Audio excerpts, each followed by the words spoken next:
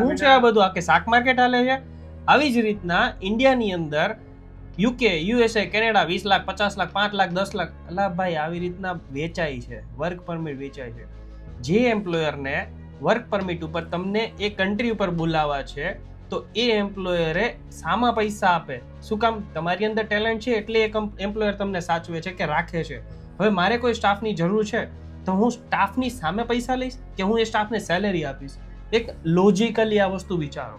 હા, ઘણી બધી જગ્યા પર વર્ક પરમિટ થાય છે, પણ એવું 5% પોર્શન્સ છે જે વર્ક પરમિટ થાય છે. બાકી 95% રેશિયો એવો છે કે જે ફ્રોડના શિકારમાં જ તમે ફસાઈ જશો. હવે આ સાચું કે ખોટું કમેન્ટ કરીને જણાવજો કે તમે પણ હેરાન થયા હોય ને તો એક ગાઈડન્સ લેવા માટે પણ ફોન કરજો fly to study abroad private લિમિટેડને. તમને હંમેશા સાચી ઇન્ફોર્મેશન આપશે.